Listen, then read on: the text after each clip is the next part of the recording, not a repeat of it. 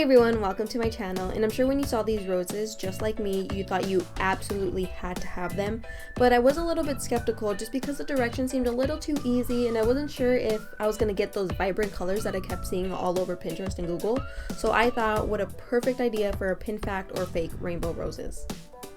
So first thing you're going to need, of course, are those beautiful roses. I originally wanted to get a dozen white roses, but by the time I got to my florist by the end of the day, she said she only had 9, and I said, perfect, I'll take them. I did not want to wait a whole other day to get started on this DIY.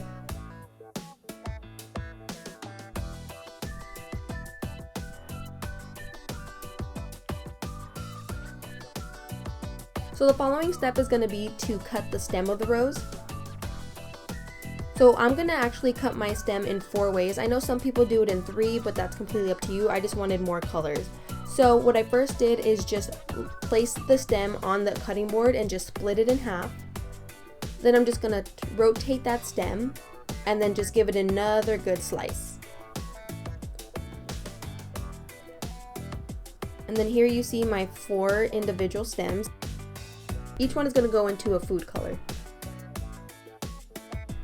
So now to prepare that food coloring, all you're going to do is get some lukewarm water and place them in 2 cups. Again, since we've split our roses into 4, we're going to have 4 separate cups. So once you have your water in those cups, you're just going to add your food coloring. I didn't have any red liquid food coloring, but I did have the Wilton's paste, so that's what I'm going to use. And plus it typically gives me a lot more of a dark, vibrant color, so I thought it would be perfect too. So there we have our red. Next I'm going to use yellow. Again, I didn't have the liquid one, so I am going to use the paste or the gel.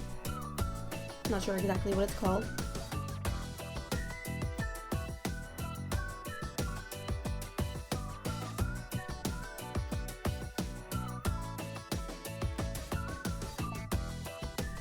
Now here I did actually have some liquid food coloring, so I am going to make a blue and purple. And of course I didn't have purple, so I had to improvise. I'm just great at improvising, aren't I? So in order to make the purple, I just put about like 5 to 6 dots of that blue and then just 2 of a pink.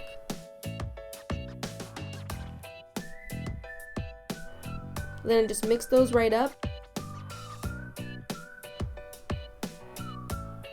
And then once you mix those up, we're ready for the next step. Okay, so I'm sure when you saw those photos of the stem just laying in the cups, I don't know, for some reason I just thought that it looked really complicated and it was gonna be hard to get all those roses to stand up next to one another. So I thought of this idea, which is using these 2x5 Ziploc bags and just filling them up with the color. And ignore that little yellow blotch over there, it kind of spilled a little bit while I was kind of moving the cups around, but it's okay. That's why you will need some placemats or something to catch all the colors, because this thing can get messy.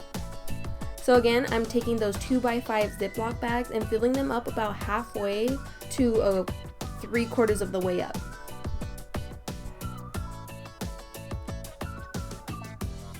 And then make sure you do place those Ziploc bags in a fairly tall cup, because if the cup is too short, they're just going to flop over and spill all over the place.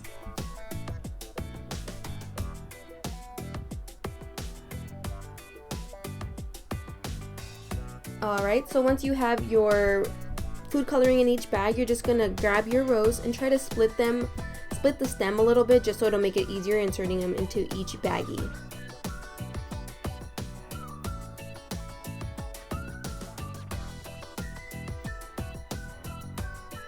So once you have the stem into each bag, all you're going to do is grab a rubber band or maybe some yarn or something, and then you're just going to tie that sucker down. Make sure you tie it really tight because you don't want a stem to come out, or while you're transferring them, you don't want a Ziploc bag to fall out either. And see, this is how it looks when each stem is individually placed into each bag. So again, grab that rubber band or yarn. I did cut the rubber band a little bit just because I thought it'd be easier since I was doing this by myself, just to kind of split it and just double knot it. And as you can see, the food coloring does begin to rise as you begin to double knot the bags, and this is why I do advise that you fill them up halfway, because when you begin to double knot the bags, it does tighten them and bring them a lot closer, again bringing up that food coloring. So if you fill them up all the way to the top, it'll just become a big mess. So again, about halfway up or 3/4 of the way up will do just fine. and then just double knotted, triple knotted, just to be on the safe side. It's up to you. But after you have tied it down, this is pretty much what you have. And I'm gonna do the same thing to each rose. This just seemed like a much easier method. So the results I am gonna show you in various photos. That just seemed like the best way to go about it. So this is what they look like when they are individually packaged, and this is the first day when I just put them in a bucket.